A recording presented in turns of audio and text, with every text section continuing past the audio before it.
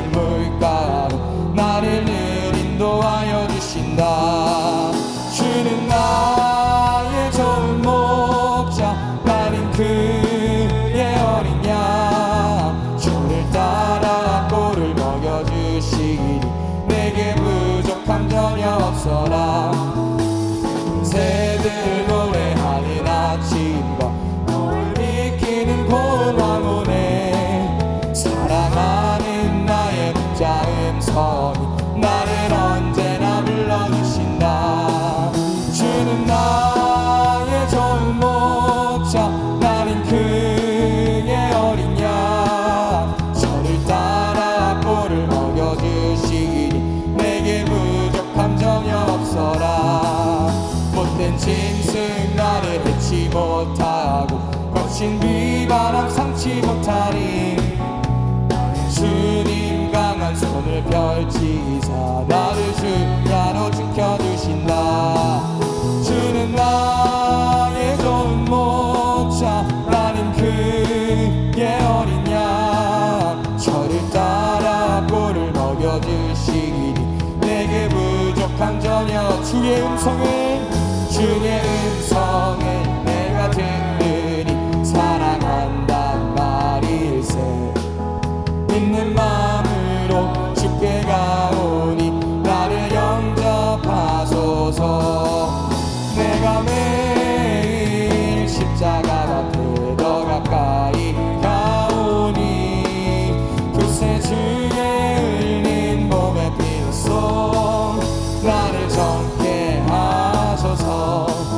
주여 넓으신 은혜 베푸사 나를 알아주시고 나의 품은 뜻 주의 뜻같이 되게 하여 주소서.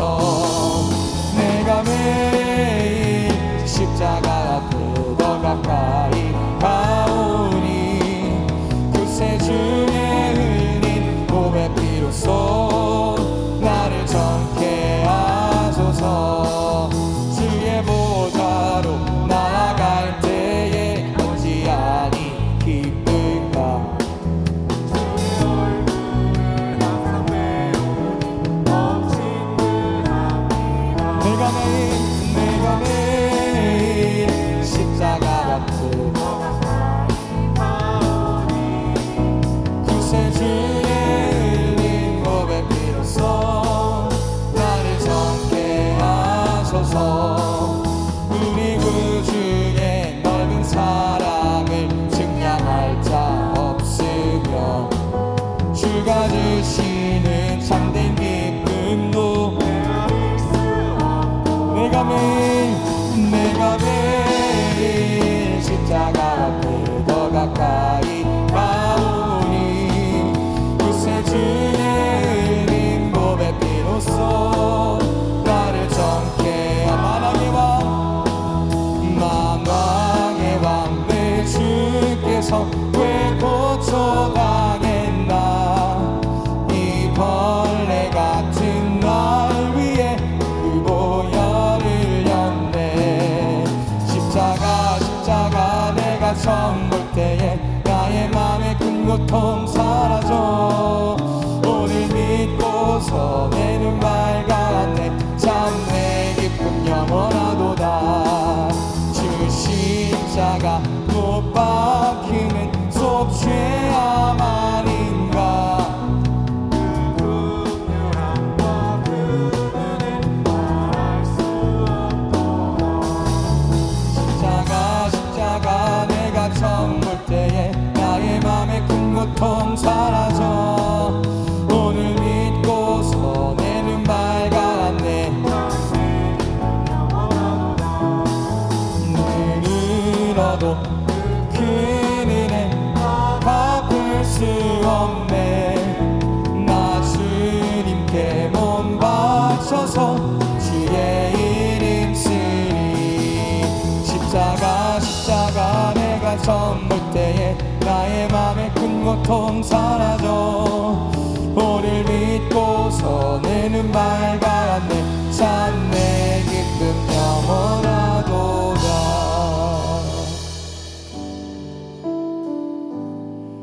우리 함께 마음을 다하여 고백합니다. 나는 아무것도 아닙니다.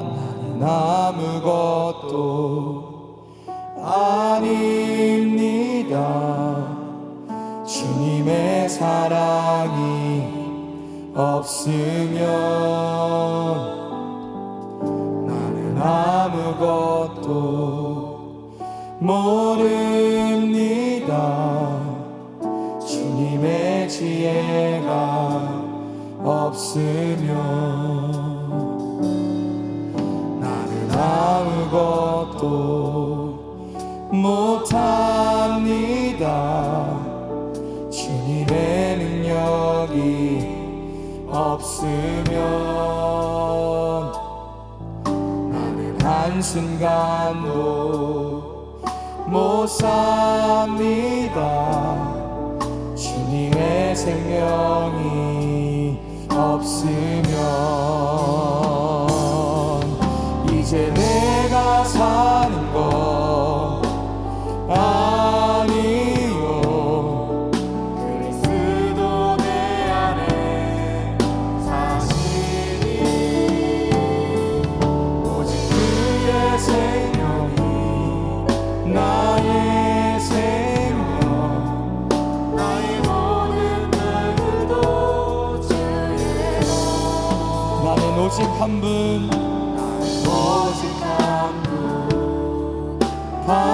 바랍니다.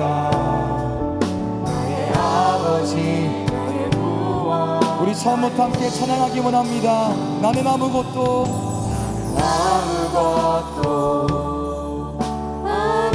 아닙니다. 주님의 사랑이 없으면 나는 아무것도 아닙니다. 나는 아무것도 모릅니다. 주님의 지혜가 없으면 나는 아무것도 못합니다. 나는 아무것도 못합니다. 주님의 능력이 없으면 나는 한순간도 못 삽니다. 주님의 생명이 없으면 이제 내가 사는 곳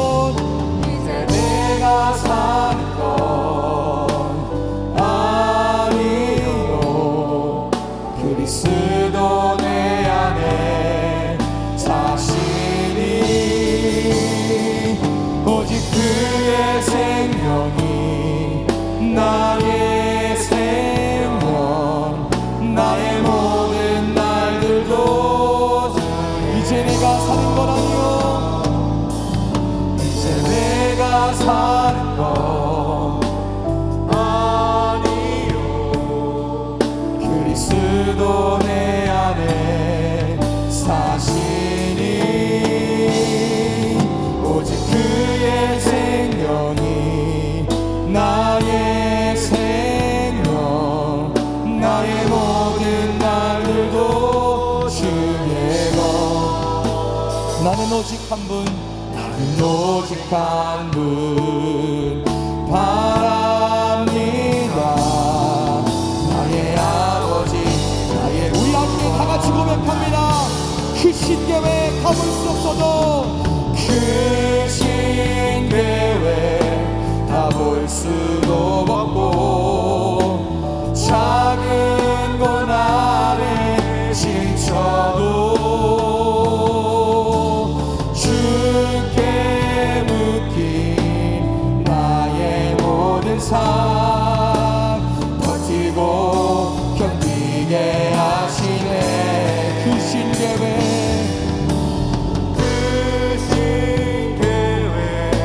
다 볼 수도 없고 작은 고난에 지쳐도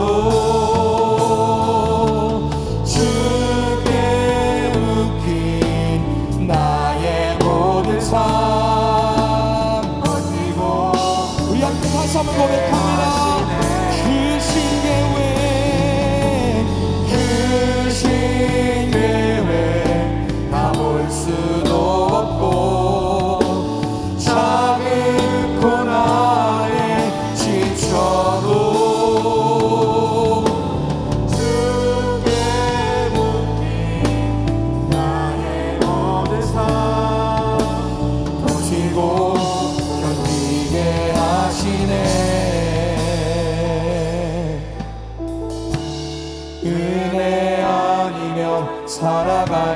수가 없네. 나의 모든 것 다 주께 맡기니 참된 평안과 위로 내게 주신 주 예수, 오직 예수뿐이네. 오늘 우리에게 주시는 하나님의 귀한 말씀은 요한복음 15장 4절부터 7절까지의 말씀입니다. 내 안에 거하라, 나도 너희 안에 거하리라. 가지가 포도나무에 붙어 있지 아니하면 스스로 열매를 맺을 수 없음 같이 너희도 내 안에 있지 아니하면 그러하리라. 나는 포도나무요 너희는 가지라. 그가 내 안에 내가 그 안에 거하면 사람이 열매를 많이 맺나니 나를 떠나서는 너희가 아무것도 할 수 없음이라. 사람이 내 안에 거하지 아니하면 가지처럼 밖에 버려져 마르나니 사람들이 그것을 모아다가 불에 던져 사르느니라. 너희가 내 안에 거하고 내 말이 너희 안에 거하면 무엇이든지 원하는 대로 구하라. 그리하면 이루리라. 아멘.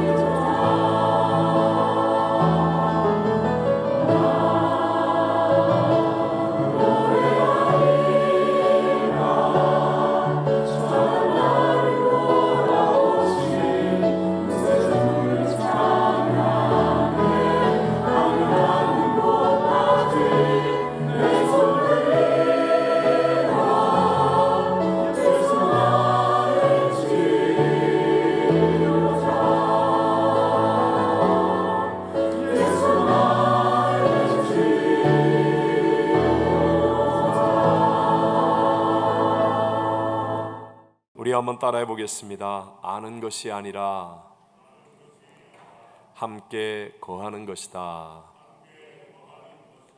지난주일 오후에 기도원에서 창립 35주년과 기도원 본당 리모델링 시공 감사 예배를 은혜 가운데 드렸습니다. 규정을 지키느라 참석 인원의 제한을 가질 수밖에 없어서 많은 분들이 함께하지 못함이 너무나 안타까웠지만 그럼에도 반년 만에 기도원에서 함께 예배드리고 교제 나눔이 큰 은혜가 되었습니다. 하나님이 주신 메시지는 믿음의 선포는 그대로 되리라. 한번 따라해 봅시다. 믿음의 선포는 그대로 되리라. 움츠림에 머무르지 말고 이제 새로운 시작을 선포케 하시는 어떤 하나님의 마음을 가슴 깊이 느낄 수가 있었습니다.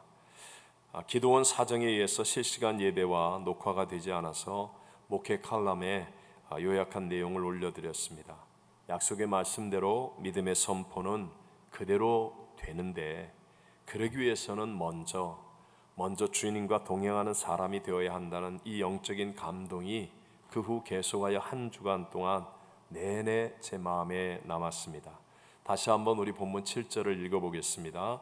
너희가 내 안에 거하고 내 말이 너희 안에 거하면 무엇인지 원하는 대로 구하라. 그리하면 이루리라. 아멘. 오늘 본문의 성경에서 가장 핵심적인 단어는 거한다 라는 것입니다. 예수님이 짧은 네 구절 안에서 무려 6번이나, 동일한 말까지 따지면 7번이나 반복하여서 말씀하고 있습니다. 거하는 것이 올바른 믿음이라고 말씀하시고, 거하면 열매를 많이 맺고, 거하면 무엇인지 원하는 대로 구하는 것을 그대로 이루리라고 말씀하고 계십니다. 저는 학창시절 교회 생활을 나름 열심히 했던 기억이 있습니다. 학생회장, 청년회장까지 하면서 사람들에게 나름 칭찬 듣는 그런 신앙생활이었는데요. 근데 시간이 흐를수록 참 힘이 들었습니다. 처음에는 사실 어렸을 때 여학생 만나러 가고 또 출석 도장 받아서 학교에서 유익을 얻을 때는 힘이 넘쳤는데, 갈수록 기도하고 예배드리고 또 이 일 저 일 교회를 하는 것이 점점 재미가 없어지다가 결국 교회에 어떤 문제가 생기니까 옳다구나 하고 교회를 떠나게 되었습니다. 그러면서 난 이제 자유의 몸이 되었다라고 생각하기까지 했었습니다. 왜 그랬겠습니까? 내가 예수님 안에 거하거나 예수님이 내 안에 거하는 신앙이 아니었기 때문이었습니다. 나와 함께 거하시는 예수님께 집중하지 않으니까. 그러니까 사람들 볼 때는 뭔가 잘하는 것처럼 하다가 세상에 나가면 전혀 그리스도인 같지 않은 악독한 위선자의 삶을 거침없이 살았던 것이었습니다.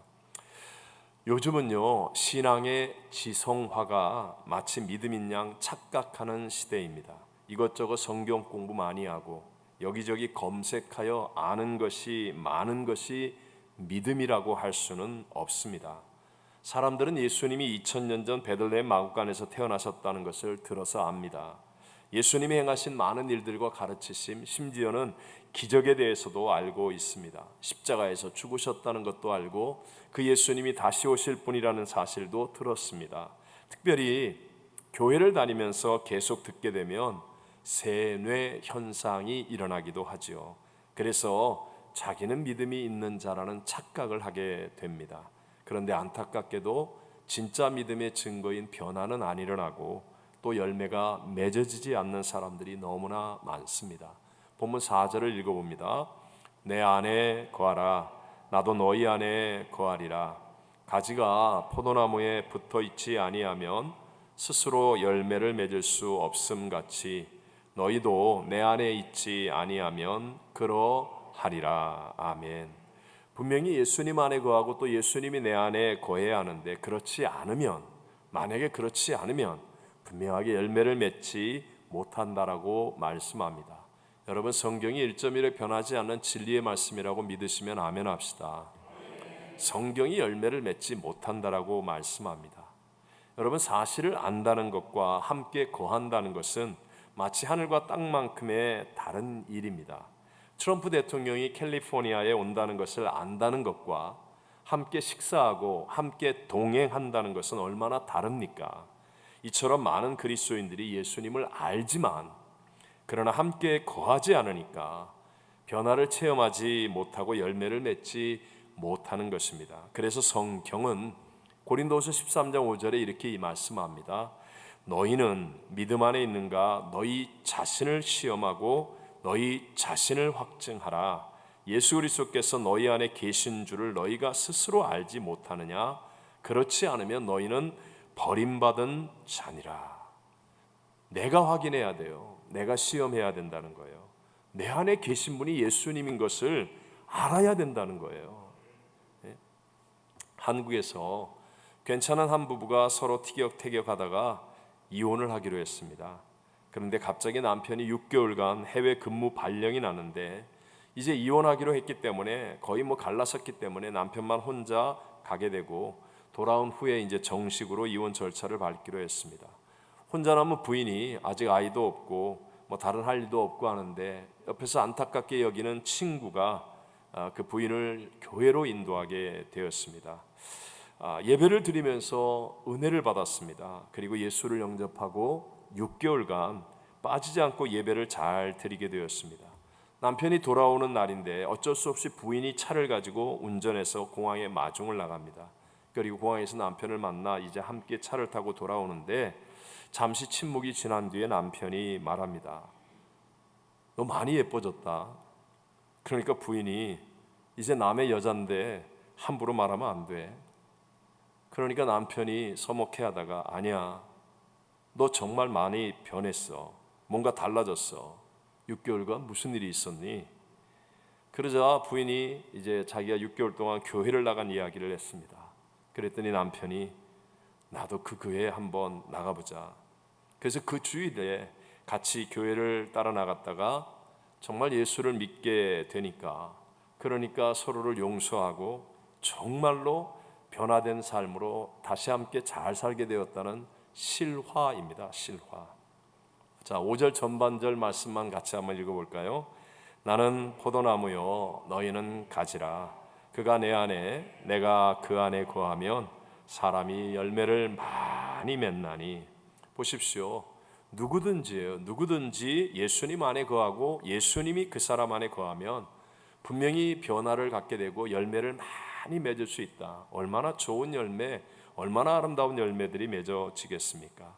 오늘 저는 아는 것이 아니라 함께 거하는 것이다 라는 제목으로 이 코로나 팬데믹의 시대를 살고 있는 우리들에게 주시는 하나님의 두 가지 은혜를 함께 나누고자 합니다. 첫 번째, 예수님과 함께 거하려면 내 자아가 죽고 그리고 예수님이 내 주인이 되셔야 합니다.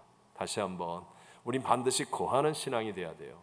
예수님이 함께 거하는 신앙이 돼야 되는데 그러려면 내 자아가 어떻게 돼야 돼요? 죽어야 돼요.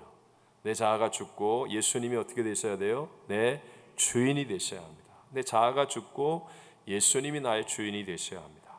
자, 예수님은 죄로 망가진 인간을 구원하여 회복시켜 주시기 위해서 이 땅에 구세주로 오셨습니다. 그렇다면 먼저 우리가 회복돼야 될 원래의 모습은 무엇이었는지를 아는 것은 중요하겠죠. 하나님이 처음 창조하신 인간의 원래 모습은 흙으로 만든 외면과 그리고 하나님의 영이 거하는 내면이 있었습니다. 내면은 하나님의 형상과 모양대로 지음받은 인간과 하나님이 함께 거할 수 있는 곳이고 하나님만이 들어가셔서 주인이 되셔야 하는 영역이었습니다. 그리고 외면은 우리 A.W. 토저 목사님께서 하나님을 휩써 알자라는 짧은 책에서 말하는 것처럼 하나님이 만든 여러 가지 물질들의 세계로 things라고 부릅니다. 사물들이라고 했습니다. 그러니까 처음 창조된 인간은 내면의 하나님과 함께 거하면서 외면의 모든 물질 세계, things, 사물들을 다스리고 정복하고 번성하며 충만하여 살도록 지음을 받았다는 것이죠. 그런데 죄가 들어왔습니다.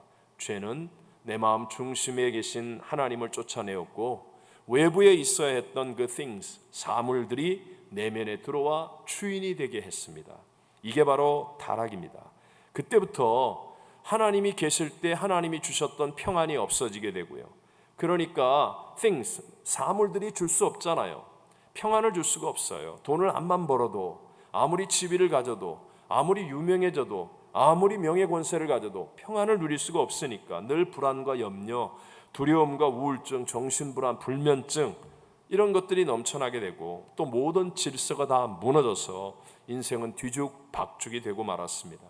인간은 하나님과 함께 거하면서 하나님의 음성을 듣고 살아야 하는데 things, 사물들이 마음을 점령하니까 제멋대로 살아가는 정말 이상한 일들이 막 벌어지게 되는 것입니다. 회복은 바로 원래의 모습으로 돌아가는 것이죠. 그래서 회복을 이루시기 위해서 이 땅에 오신 예수님은요, 첫 번째 설교 산상수훈의 팔복에서 첫 번째 복으로 무엇이라고 말씀하며 가르치십니까? 마태복음 5장 3절 읽어봅니다. 심령이 가난한 자는 복이 있나니 천국이 그들의 것임이요. 심령이 가난한 자, 즉 내 안에 지금 things, 사물들로 채워진 마음이 비워져야 한다는 거예요. 이것이 복이다. 왜? 그래야 예수님이 들어오셔서 그래서 예수님이 함께 거하시는 원래의 모습으로 갈 수 있기 때문에 그런데 여러분, 만약에 예수님이 함께 거하신다는 것을 알기만 하고 생각만 하면서 있으면요, 그러면 어떤 모습이 나타나요? 내가 주인이에요. 그리고 예수님은 내가 필요할 때만 부르는 무슨 영화나 이 소설책에 나오는, 동화책에 나오는 그런 종이 되어버리고 마는 거예요. 예수님은 내가 원하는 대로 따라오는 존재가 될 뿐입니다. 내가 가고 싶은 데 가고, 내가 막 열받으면 하고 싶은 말 다 하고, 내가 막 저지르고 싶은 거 육신이 하고 싶은 대로 다 하고, 그러고 난 다음에 문제 생기면 아이고 예수님 도와주세요, 이런 신앙생활. 그러니까 변화가 안 일어나고 열매가 맺어지지 않는, 즉 예수님의 역사와 능력이 나타나지 않는 신앙입니다. 그러나 아는 것 생각이 아니라 진짜 예수님이 거하시면, 그러면 예수님이 자연스럽게 주인이 되시죠. 그러면서 내가 예수님을 순종하는 청직이, 종이 되는 거예요. 내 안에 예수님이 거하시는 사람은요, 정말 하고 싶지 않은데 뭔가 예수님의 감동을 따라 아멘 하고 순종했다가 그것이 큰 터닝 포인트가 되기도 합니다. 도대체 할 수 없는데, 나에게 가진 게 없는데 내가 어떻게 도와줘? 난 지금 너무 힘든데 내가 어떻게 이 일을 해? 그런데 내 안에 계신 예수님께서 무엇인가 하도록 하시고 용기를 주시고 감동을 주실 때 내가 종이 되어서 주인을 따라가면 놀라운 하나님의 능력이 나타나고 회복이 일어나고 건강이 임하고 붙여지는 사람들이 생겨나고 지혜가 떠오르고 건강이 회복하면서 하나님의 역사와 능력을 나타내는 삶이 되어질 줄로 믿습니다. 가나의 혼인잔치집을 보십시오. 예수님이 그 집에 계셨다고 해서 기적이 일어난 게 아니잖아요. 예수님이 무슨 말씀을 하시든지 그대로 하라 라고 하면서 예수님이 주인이 되셨을 때, 그리고 나머지 사람들은 다 말도 안 되는 명령을 내리잖아요. 허들의 물을 담아놓는 돌 항아리에다가 물을 채워라, 그것을 떠서 갖다 줘라, 이런 말도 안 되는 명령을 하셔도 주인으로 여기고 예수님을 주인으로 여기고 자기들이 종이 되고 청지기가 되었을 때 그 허들의 물이 극상품 포도주로 변화되어 큰 기쁨이 넘치는 그런 기적이 일어나게 되는 것 아니었습니까? 그러니까 진짜 예수님이 함께 거하시려면 이렇게 되려면 어떻게 해야 돼요? 머리로만 알고 생각으로만 알 때는 아무 상관없는데, 진짜 예수님이 내 안에 나와 함께 거하시려면 반드시 내 자아가 죽어야 한다는 거예요. 이전까지는 내 자아가 주인되어 있었잖아요. 내 생각이 옳은 대로 했고 내가 판단하고 내가 결정하고 했잖아요. 근데 이제 예수님을 믿었어요. 예수님이 나와 함께 거하시기를 원하세요. 예수님이 내 마음의 문을 두드리고 계세요. 그리고 예수님과 함께 거해야 되는데, 그러려면 내 자아가 꺾어지고 내 자아가 죽음을 통하여 주인이 바뀌어져야 하는 거예요. 예수님이 나의 주인이 되어주실 때, 즉 내 자아가 십자가에서 죽는 경험을 하는 거예요. 요즘 우리 금요 예배 때 살펴보는 사도행전 19장의 에베소 그 교회에 대한 이야기 가운데 참 제가 마음에 남는 그 성경 구절이 있습니다. 금요일날 설교를 시간이 없어서 다 못했지만, 그 마술사 흉내를 내는 스기야의 7 아들들이 바울이 막 악귀를 쫓아내고 능력을 나타내는 것을 보고 자기들도 악귀를 쫓아내겠다고 했다가 바울의 믿는 예수의 이름으로 나가라 그랬는데, 그 악귀가 그 7명의 아들을 그냥 완전히 눌러 이기고 옷이 다 벗겨진 채로 도망치는 사건이 일어났습니다. 그때 악귀가 했던 말이 전 너무나 놀라웠습니다. 사도행전 19장 15절 한번 읽어볼까요? 악귀가 대답하여 이르되 내가 예수도 알고 바울도 알거니와 너희는 누구냐 하며. 자 보세요. 악귀가 예수도 알고, 예수님이야 전지전능하신 하나님의 아들, 하나님이시니까 알 수 있죠. 근데 악귀가 뭐라고 그래요? 바울도 안다. 바울도 안다. 아니 우리와 똑같은 성경을 가진 사람이 바울인데, 그런데 악귀는 바울도 안다고 말하면서 니네는 뭐야? 그러면서 박살을 내버리잖아요. 아니 도대체 악귀가 바울을 안다고 하면서 바울을 무서워했던 이유가 있을 거 아니겠습니까? 그것이 무엇이겠습니까? 그 비밀이 바로 갈라디아서 2장 20절이에요. 우리 앞부분만 읽어봅니다. 내가 그리스도와 함께 십자가에 못 박혔나니 그런즉 이제는 내가 사는 것이 아니요 오직 내 안에 그리스도께서 사시는 것이라. 보십시오. 바울은 자기가 십자가에 못 박아 죽었다 그러잖아요. 자기의 자아가 꺾여지고 자아가 죽는, 십자가에 못 박아 죽는 자였어요. 그러니까 누가 주인이세요? 예수님이 주인 되시니까 바울이 하는 말을 악귀가 다 받아들이고 도망치는 거예요. 두려워 떠는 거예요. 놀라운 능력이 나타나는 것이었습니다. 왜 오늘날 똑같은 예수를 믿는데 우리들에게 능력이 잘 나타나지 않습니까? 그것은 십자가의 죽음으로부터 시작하지 않기 때문에, 오늘날 많은 성도들의 신앙은요, 십자가가 아닌 자기 소원으로부터 출발합니다. 우리 믿음의 선조들은요, 예수 믿는 것 자체가 고난이었고 핍박이었고 죽음이었습니다. 그러니까 십자가의 죽음으로부터 시작했기 때문에 하나님의 능력이 나타나는데, 사회가 변화되고 가정이 뒤집어지고 나라가 바뀌어지는 그런 역사들이 일어났는데, 지금은 성도들이 교회 와서 십자가 없이 자기 소원 성취만 이루려고 합니다. 십자가를 지라고 그러면 그냥 주랭랑을 칩니다. 나 힘들어요, 바빠요, 난 안 돼요, 못해요. 그리고 그저 자기 소원 성취만 하겠다고 합니다. 마음이 꺾여야 돼요. 하여튼 요즘은 우리 어린 자녀들부터 이 아주 고집센 왕자병, 공주병으로 막 이렇게 자라잖아요. 그래서 참 주일학교나 애들 다스리기 어려운 이유가 뭐냐면 자아를 꺾을 줄을 몰라요. 그래서 요한 웨슬레 같은 경우도 13살 이전에 자아를 꺾어야 된다고 그랬어요. 자아가 안 꺾여요. 자아가 안 꺾이고 죽지 않으면 그 다음에 어떻게 돼요?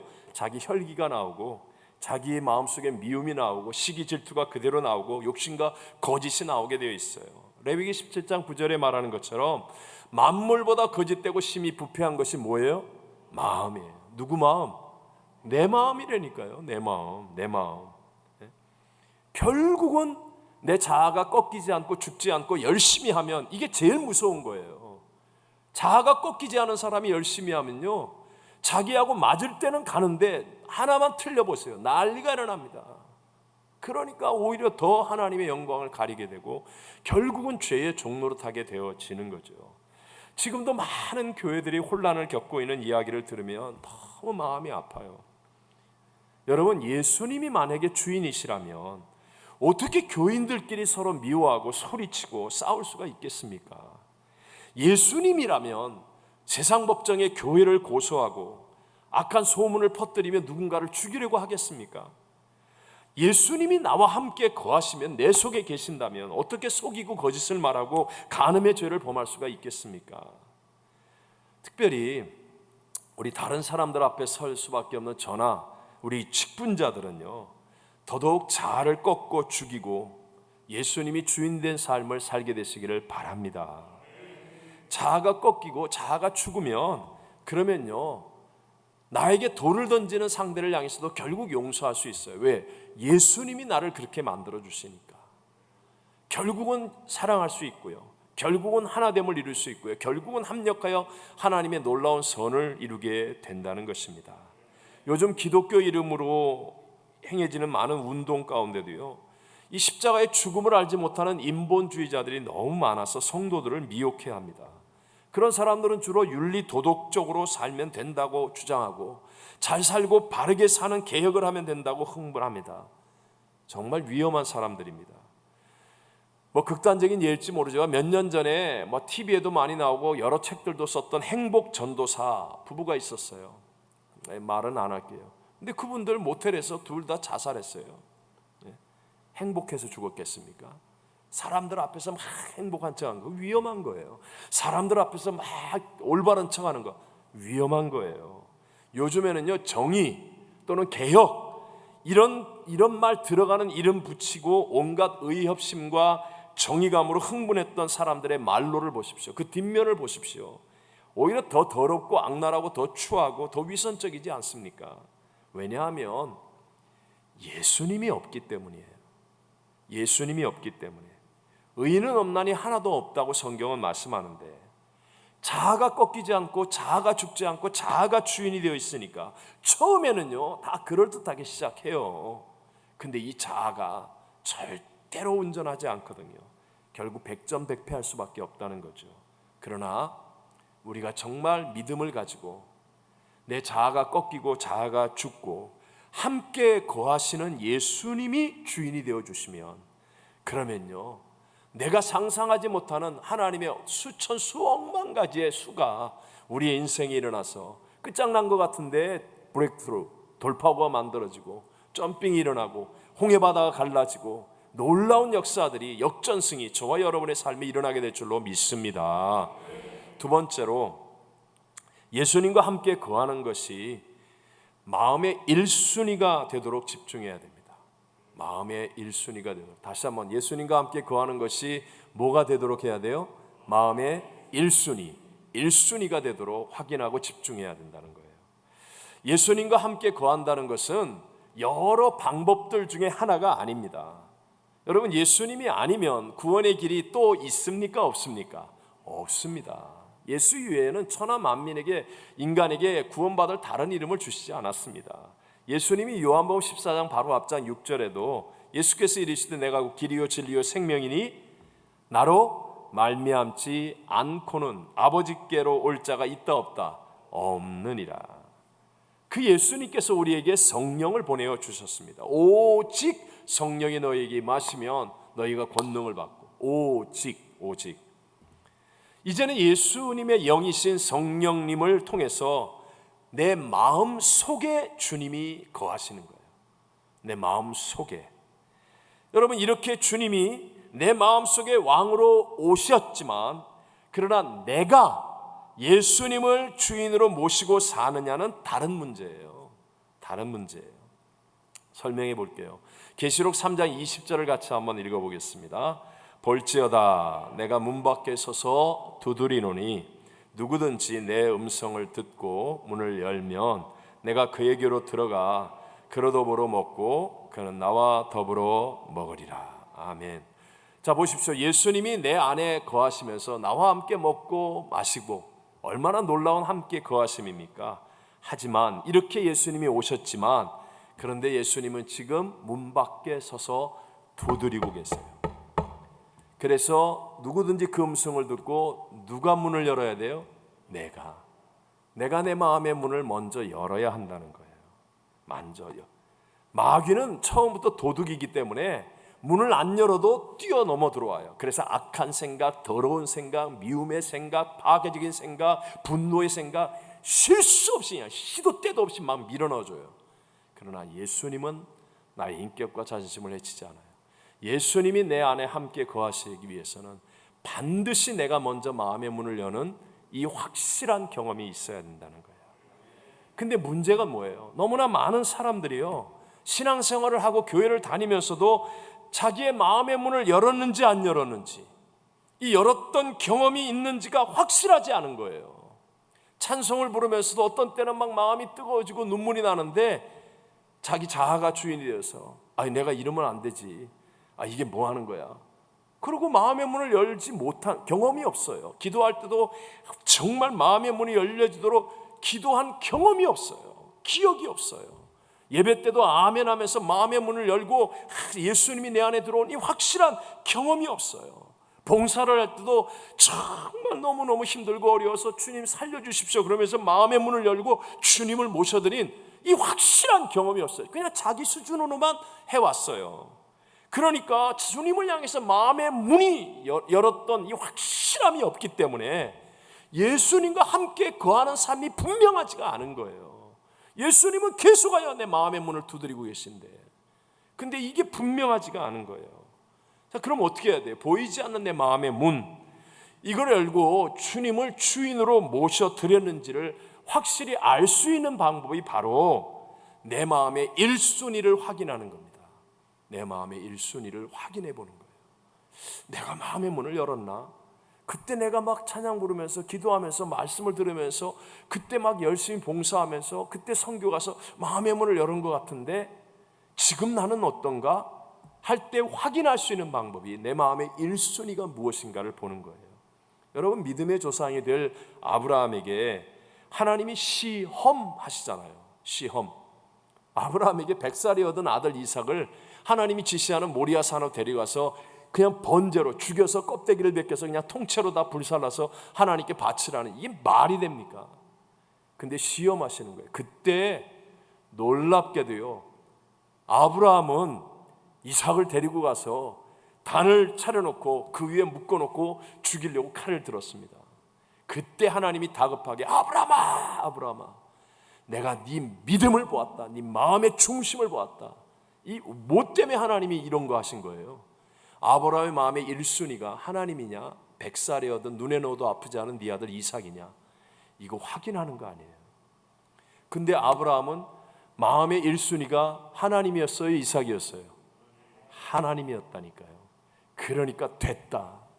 그 이후에 하나님이 예비한 뿌리 수풀에 걸려있는 숫양으로부터, 그리고 이삭을 돌려받는데 거룩한 아들로 돌려받게 되고, 그 다음부터 하나님의 영광과 승리가 나타나는 거 아닙니까?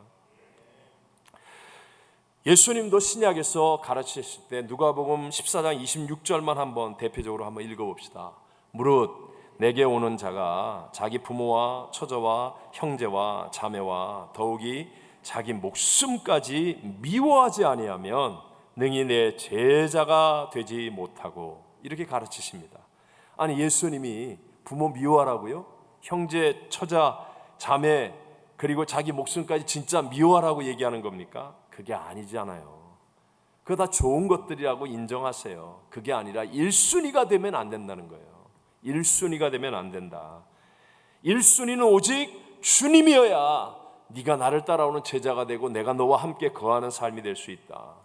우리 예수 믿는 사람 운동도 할 수 있고 여행도 할 수 있고 교제도 할 수 있고 뭐든지 할 수 있어요. 하지만 주님과 함께 거하는 것이 1순위가 되어야 된다는 거예요. 내 마음의 1순위.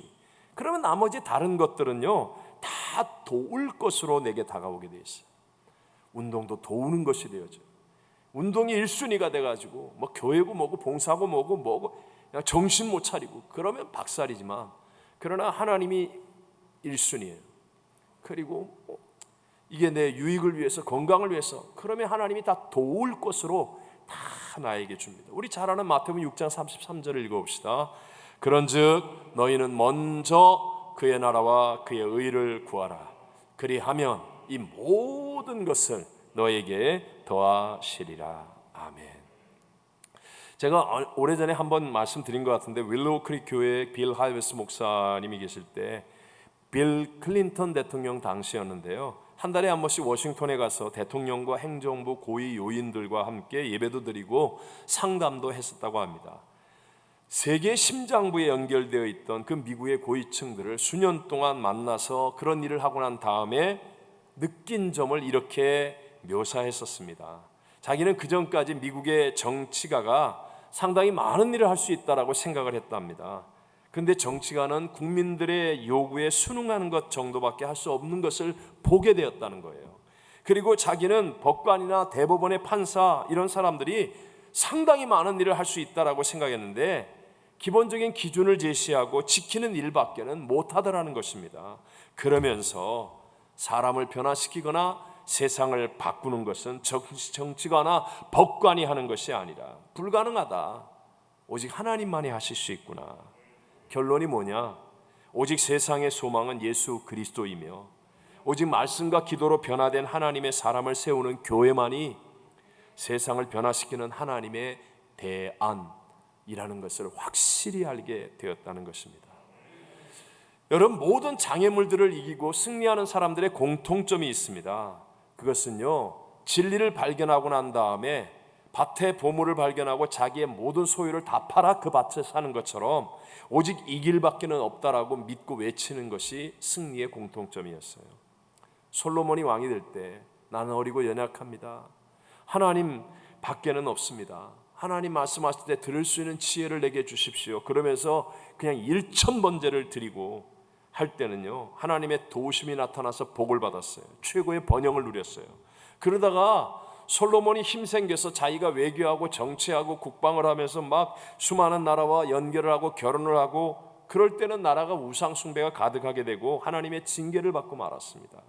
히스기야가 병들어 죽을 병에 걸렸을 때는 그냥 다 제끼고 성전 벽 앞에 마주하고 하나님께만 집중하여 기도하니까 고침을 받았어요. 국가적인 위기를 만났을 때도 전심으로 기도할 때 아수르의 군대 18만 5천 명을 그냥 하나님이 다 멸하여 주셨어요.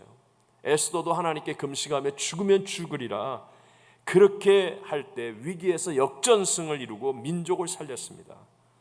여러분, 우리가 말하는 종교개혁이 뭡니까?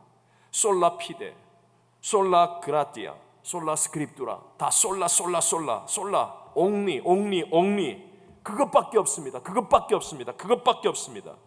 그럴 때 원수마귀를 이길 수 있는 힘이 나오는 줄로 믿습니다. 반대로 요즘 사람들은요, 너무 똑똑하고 너무 많이 알아요. 검색 등을 통해서요, 이 세상에 대한 모든 것들을 정말 잘 알고 정말 똑똑합니다. 그런데 정작 인생을 승리로 이끄는 파워가 없습니다. 왜냐하면 너무 많은 대안을 가지고 있기 때문에. 저는 선교지에서 오래 지냈잖아요. 선교지와 미국의 차이점은 확연합니다. 분명합니다. 선교지는요, 대안이 없어요. 성도들이 대안이 없기 때문에 예배 드릴 때 그냥 전심으로 예배하고 기도해요. 그러니까 하나님의 역사와 응답이 확실해요. 미국은 대안이 너무 많아요. 하나님 말고도 자기가 해결할 수 있는 대안, 믿고 있는 구석이 너무 많다는 거예요. 그러니까 하나님께 집중력이 없어요. 하나님 밖에는 없습니다. 이런 게 참 드물어요. 진짜 큰 문제를 만나지 않으면. 자, 그러나 한번 생각해 보세요. 여러분, 예수님은 하나님의 아들이고 창조주이심을 믿으십니까? 자, 예수님 만왕의 왕, 만주의 주, 만물의 충만이십니다.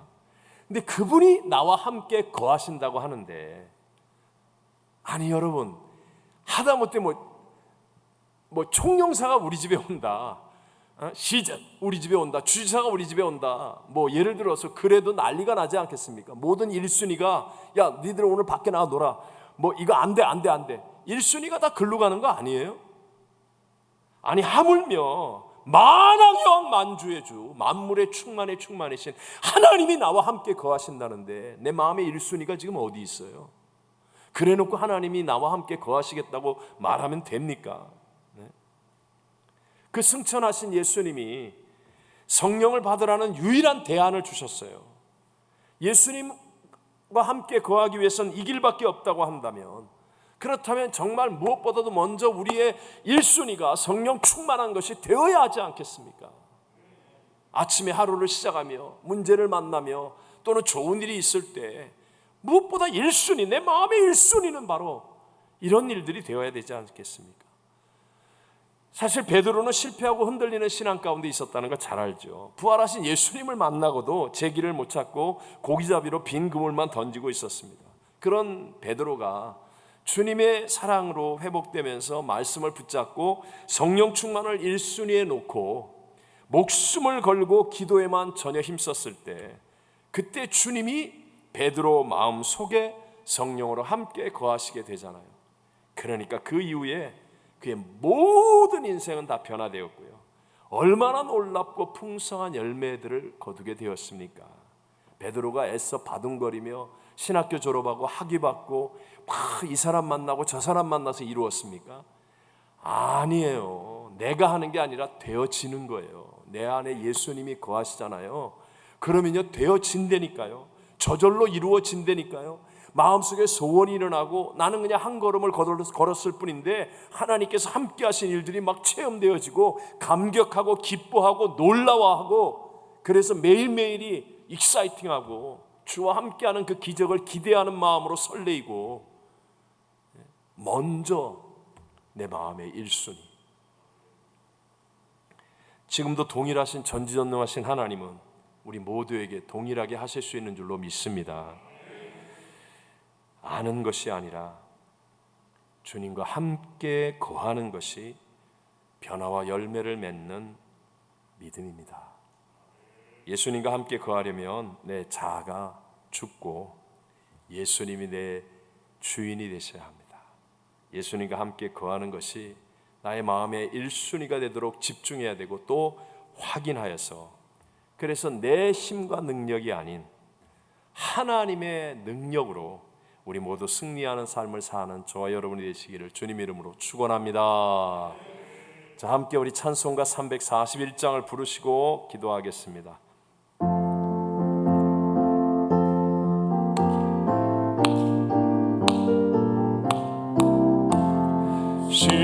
십자가를 내가 지고 주를 따라갑니다.